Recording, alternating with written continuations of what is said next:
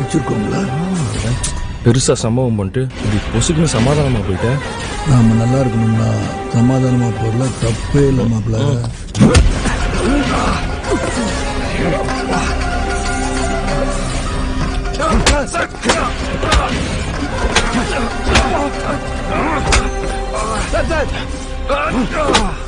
station चलाएगा